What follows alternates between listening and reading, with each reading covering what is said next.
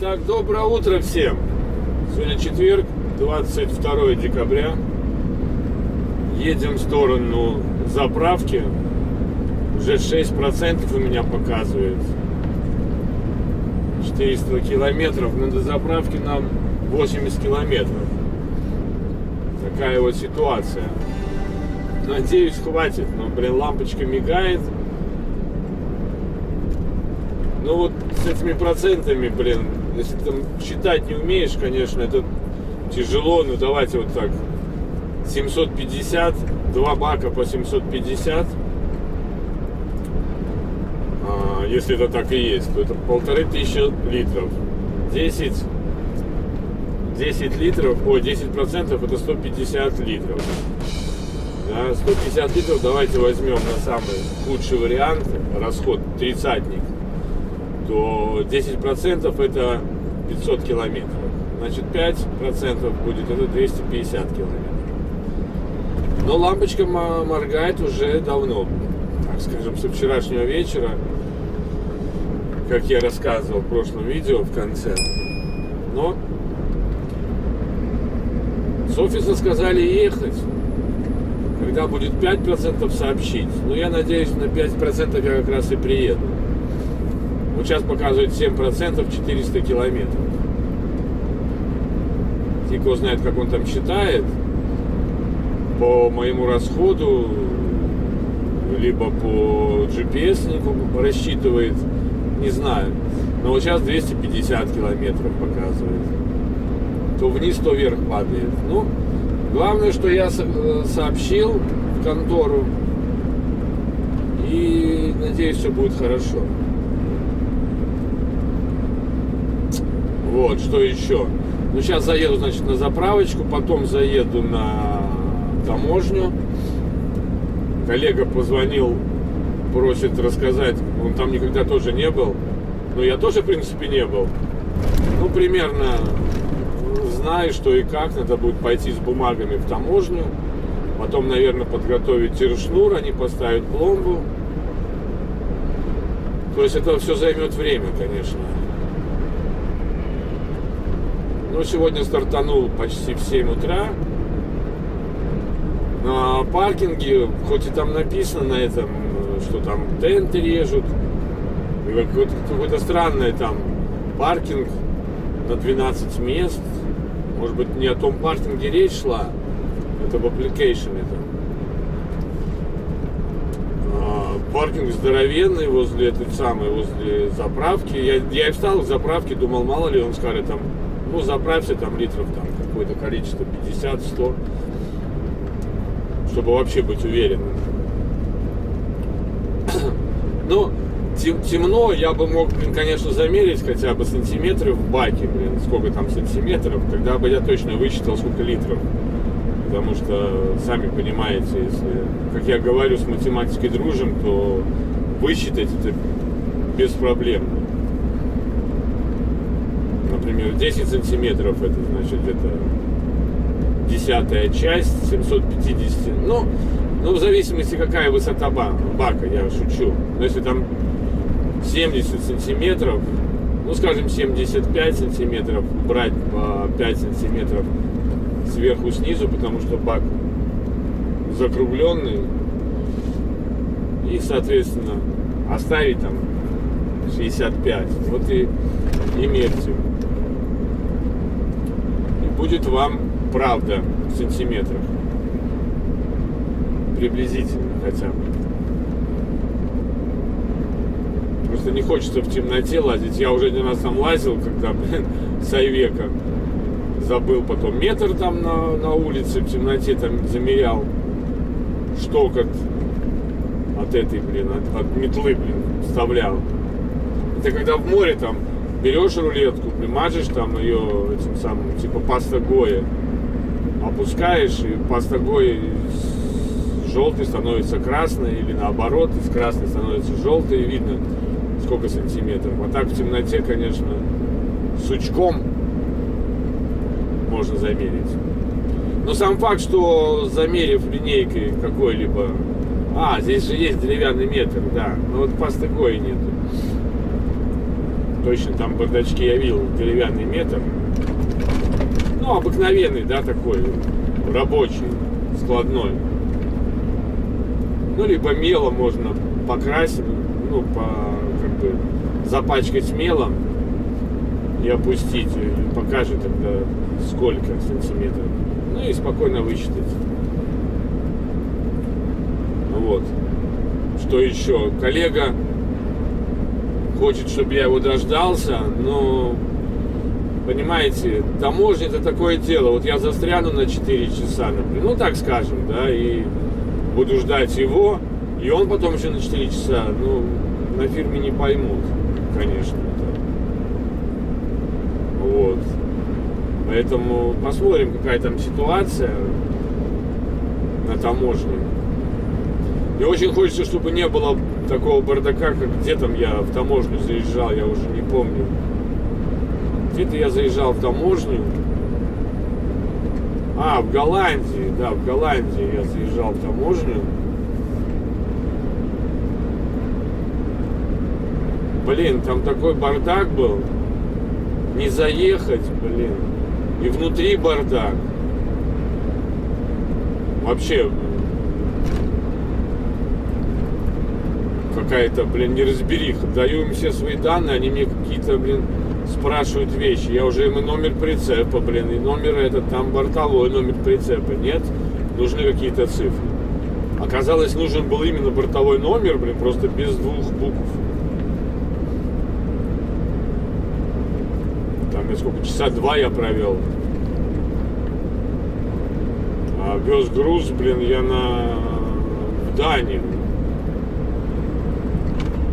Так что нормально было. Так это еще, блин, получается, что и в Риге надо будет тогда на таможню идти, растамаживать груз, как я понимаю. Да, точно, блин. Если здесь будет его таможня опечатывать, в Риге, значит, растаможка должна быть. Потому что у меня же выгрузка, а не привез, оставил прицеп. Короче, веселый будет завершение этого года. Посмотрим. Еще вот я так подумал по оплате. Ведь если мне назначил какую-то сумму в день, то у меня вопрос возникает. Вот я сел на машину 8 числа, поехал на загрузку. Загрузки в Риге не было, ее отменили. Я поехал, заправился и ждал в среду. Ждал до, ну там, не знаю, до 3 часов дня. Потом поехал на базу, оставил машину, но позвонил ему, вернее, поговорили мы с ним, я говорю, зарплата там мне идет, он говорит, ну конечно, а вот только вопрос, а какая зарплата мне идет, если я в Риге? Та, которую он мне назначил, или какая-то минимальная?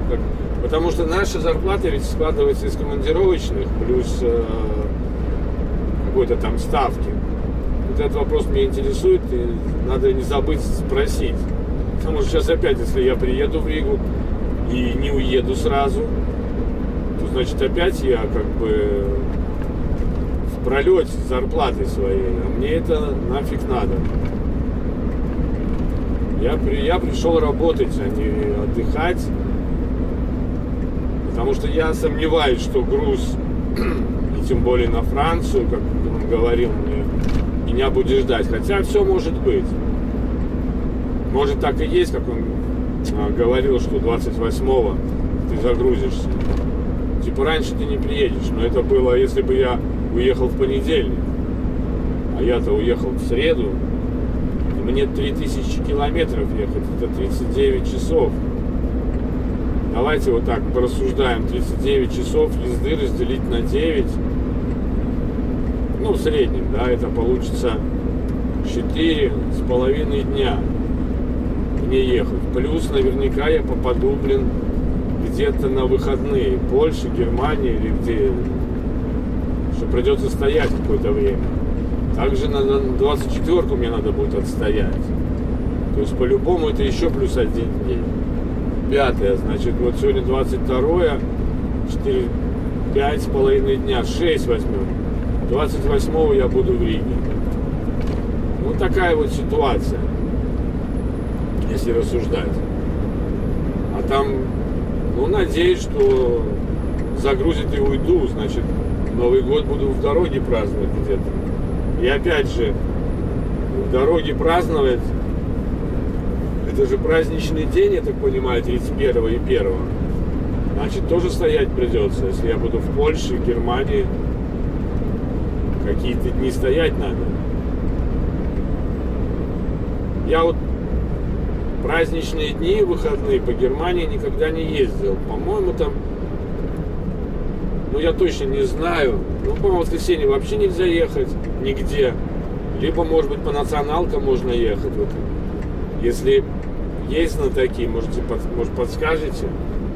По воскресенье вообще по Германии нельзя ехать? Или только именно по этим самым, по определенным дорогам? У меня, по-моему, такое как бы предчувствие, не то что предчувствие, мне так кажется, что ехать можно, но только по определенным дорогам. Вот. В Польше тоже как-то там интересно с выходными, там какое-то время можно ехать, какое-то время нельзя ехать. Потом Варшава там закрыта с 4 до 8, кажется, да, вечера. Поэтому тут уже такая арифметика работает праздничная. Ну ничего, буду это как бы по ходу пьесы рассматривать, как бы на день вперед посмотрю, где что и как я и делаю. Тогда вот уже знаю, где можно ехать, где нельзя ехать, как ехать. Ну, я думаю, что все так делают, потому что маршрут просматривать на 5 дней вперед, ну, это тоже, конечно, важно, где ты там поедешь. А вот определенные места надо знать. Там еще, по-моему, объездная Леона где-то закрыта с какого-то времени, то ли с 8 до 6 утра, то ли с 10 до 6 утра. Ну так, я краем глаза это видел, посмотрим, что там на самом деле. Памятник непонятно, я думаю, фалос мужской. Непонятно. Кстати, вот достаточно много стоянок по пути было, в отличие от тех, когда ты перед Барселоной, за Барселоной, в отличие от того, когда вы идете на Гамбург. То есть, наверное, зря, может быть, я так перетрухал, что встал там. Ну, знаете, береженого Бог бережет, так скажем. То вдруг действительно порезали бы тент, хотя у меня там нечего воровать, химия никому не нужна, или что там, удобрения из Казахстана. Поэтому можно было, наверное, ехать дальше. Ну, зато тент как бы сберег. А там, в принципе, везде, где я смотрел, порезали тент, следующий, смотришь паркинг. Паркинг хороший, порезали тент. Паркинг дерьмо, порезали тент, блин. Поэтому, как бы, куда ни глянешь, везде режут тенты. Ну, там комментарии такие, 2-летней давности, 11 месяцев давности. Фиг кого знает, где там правда. Ну, лучше на бумаге ее прочитать, чем столкнуться. Разговаривал я с дружищей, с Андрюшей. Андрюха, привет тебе, если смотришь меня. Просто поговорили про эти паркинги, платные, бесплатные. Он говорит, знаешь, я вот придерживаюсь такого мнения, что мы работаем на компанию для того, чтобы приносить ей прибыль. И себе, конечно, и ей. И вот эти постоянные автохофы, платные паркинги, блин, они не делают себе как бы авторитет в компании. Да, когда есть необходимость, нужно пользоваться. Но когда все просто, и ты можешь стать на бесплатном паркинге, да, ну, главное, что безопасно, то говорит, надо стараться делать именно так. Поэтому я вот так подумал там об одном комментарии, и знаете, кажется, вот такая вещь, что мне хочется сказать, не ищите в других свои качества. Потому что когда люди пишут бред, блин, про какие-то платные туалеты, блин, есть, блин, это твое дело, рули, блин, начальству надо платить за паркинги. Они, наверное, сами нифига не идут на эти паркинги, потому что, блин, либо им не оплачивают, либо они сами какие-то там, блин, скупердяи и ищут, что вот эти свои качества в других водителях. Вот реально. Такое впечатление создается. Есть такая психологическая, так бы сказать, составляющая некоторых личностей, которые ищут свое качество в других, причем не только он их ищет, он их озвучивает и при этом пытается оскорбить человека. Мне вообще по барабану, блин, где кто паркуется, на каком паркинге, блин. Мне главное что, чтобы я приехал на паркинг, неважно, платный он, бесплатный он, блин, лесной он, городской, промзона или что, чтобы там место было. И с другой стороны хочется, доезжайте вы все на платные паркинги, оставьте вы место на бесплатном для любителей нормальных бесплатных паркингов. В чем проблема? Ну, нравится тебе платить деньги фирме, ну плати, блин. Нравится тебе выплачивать из своего кармана деньги и потом ждать месяц, когда тебе вернут. Ну давай, какие проблемы? Мне, например, намного приятнее, когда я знаю, что у меня есть какой-то кэш, какие-то деньги на карточке, которые я могу потратить сегодня, а не через месяц. Заплатив сегодня за паркинг, завтра за паркинг, знаю, что мне эти деньги вернут, но их вернут в день зарплаты, а не на следующий день. И что мне с этого? Мне, например, надо сходить в магазин, а я деньги все потратил на паркинге. Писать, блин, пришлите мне аванс или верните мне деньги сейчас. Вот в Хестеркампе, кстати, с этим было проще. Там авансы выписывались каждый понедельник приходил аванс, 175 евро. А платы, ну, типа возврат денег за всякие там покупки, паркинги, которые, ну, входят в эту систему, что тебе их вернут, да. Я не имею там обеды там или еще что-нибудь, а вот такие вещи. Там эти деньги возвращались за день до зарплаты. То есть, как бы зарплата приходила 10-го, деньги возвраты приходили 9-го. И ты видел сразу, вернули тебе деньги или не вернули, и какую сумму тебе вернули. И если были вопросы, сразу связывался и спрашивал, а почему вот так, почему вот так. А на следующий день тебе приходила зарплата, чистая зарплата. И вот с этим хорошо было. Я не знаю, как здесь с возвратами, пока еще не знаю. Вот. Ну, конечно, будут вопросы, если я... я думаю, что вопросы будут, потому что, начиная с того, что я сказал изначально, что не знаю, как мне оплатят за те дни, где я находился в Риге, по полной или только без командировочных. И, соответственно, мои паркинги за этот месяц. Тогда будет видно, какая сумма. Если по сумме с командировочной плюс какие-то лишки, это будут мои деньги, которые я заплатил за паркинг. А если будет не хватать, значит, надо тогда будет звонить и узнавать, конечно, что, как и почему. Такие вот мысли у меня, ребята, сейчас. Ладно, сколько нам там осталось? 53 километра до заправочки. 6% пишет. Так что и 400 километров я могу проехать. 6%. Как говорил, 10%.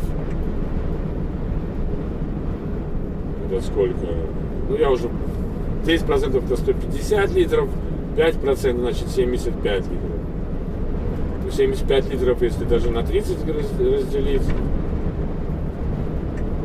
то это будет 250 километров я, по сути, могу проехать, если 5.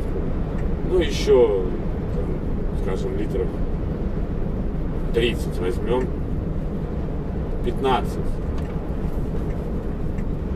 То есть 290 литров должно быть. Ой, ну да, наверное, 290 литров. Я уже сам запутался, потому что смотрю на дорогу.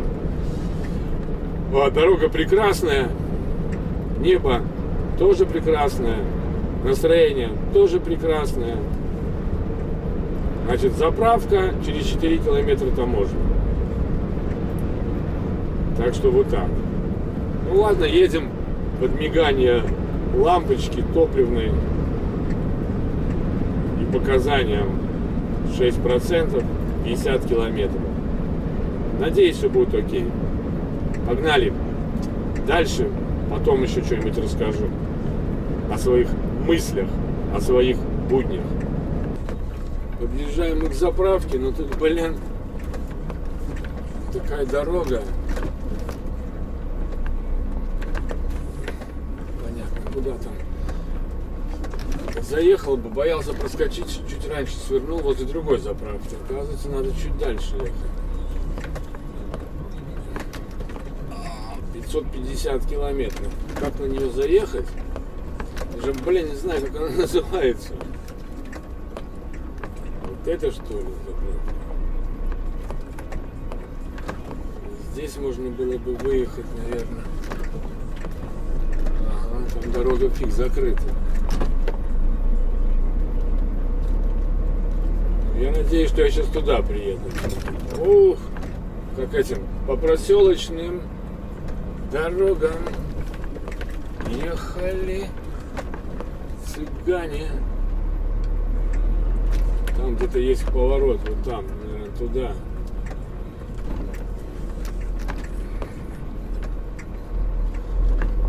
Так что вот, о, где там было бы заезд? Там, наверное, был заезд.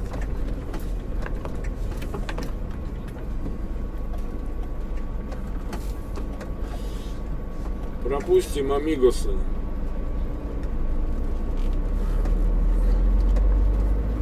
Надеюсь, там заезд есть. 5%. Неужели мы дотянули, ребята? Сейчас будем смотреть, я на ту заправку вообще приехал, не на ту. Вот заправка. Вот там, походу. Они как-то все заезжают немножко, блин, не отсюда. А там, блин, заезда нету, что или что?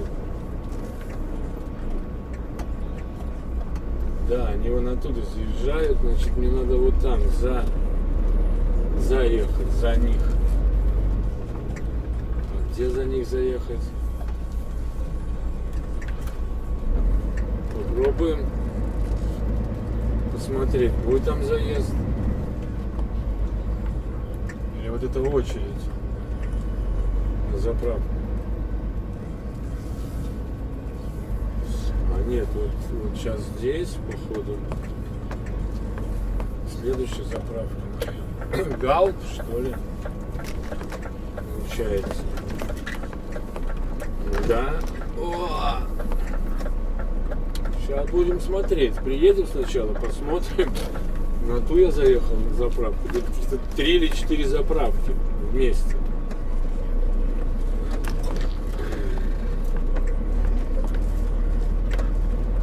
По фотографии, которую он мне прислал. Будем смотреть. Ну, где там? Ой, закрыто, закрыто. Ну, где машины стоят? За какой-то надо встать.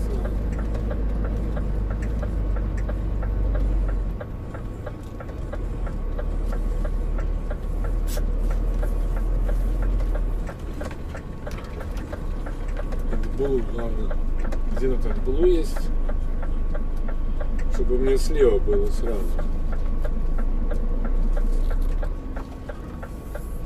Есть здесь блу? Вроде есть. Ладно, пойдем посмотрим.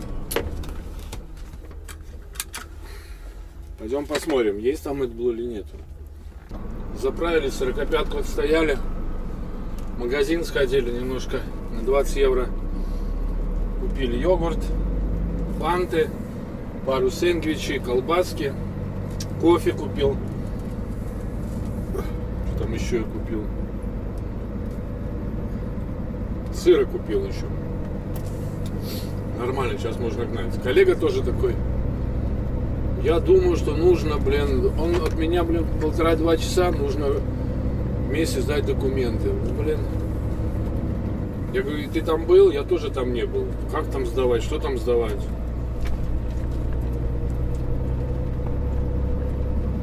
Сейчас поеду на розетку, посмотрю. Как вообще это представляет себе, я вот выезжаю.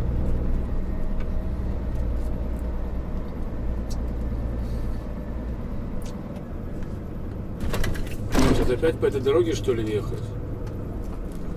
А по параллели нельзя? Или там нету выезда? Да нет, вон же есть нормальный выезд, параллельной дороги. Что я тут попрусь по этой колдоебинам? Я буду ждать его, например. А кажется, что надо ждать его не 1 час, а там 2, 3, 4. Ну и что мне тогда в офисе скажут? Ну так тоже не годится, конечно.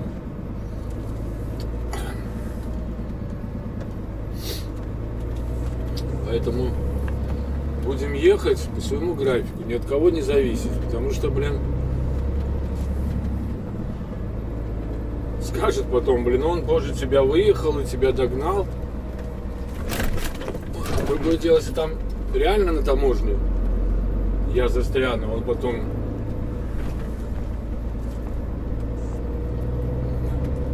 приедет, меня догонит и пойдем вместе. Да, это нормально, но так как он предлагает ждать специально, вот ждал бы я его вчера, реально, когда он загрузится, что бы это было? Офигеть можно. Вот что было бы. Так что, едем мы по своему графику, ни от кого ничего не зависит, я никому ничего не должен.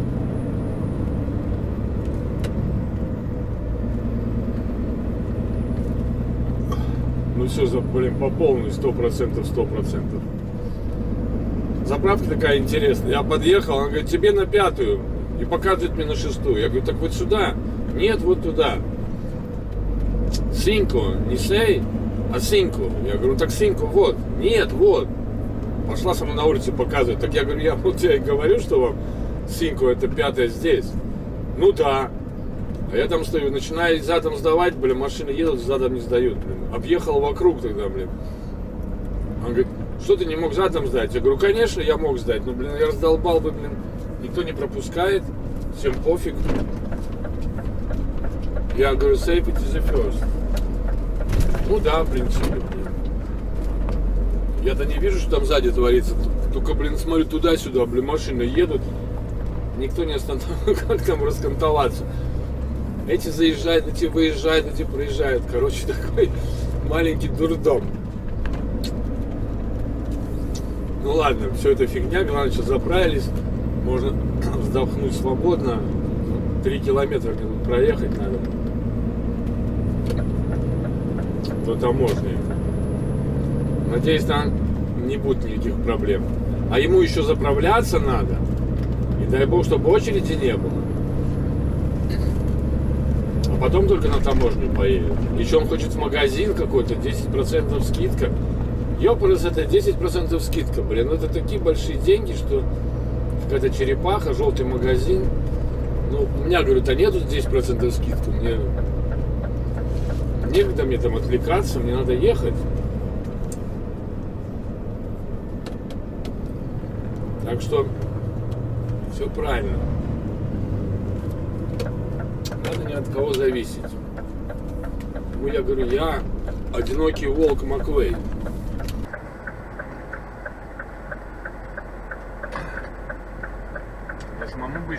таможню. Ладно, точки я вам помогу поставить. Такой опытный. По горам не ездил. По Испании, говорит, 5 лет работал. По горам не ездил. Я чуть больше года вообще работаю. Уже по горам наездился. По серпантинам. В самой первой каденции. Главное что? Главное не плакать. Там такое идет ощущение, что, блин, какое-то постоянное недовольство. Это плохо, там плохо.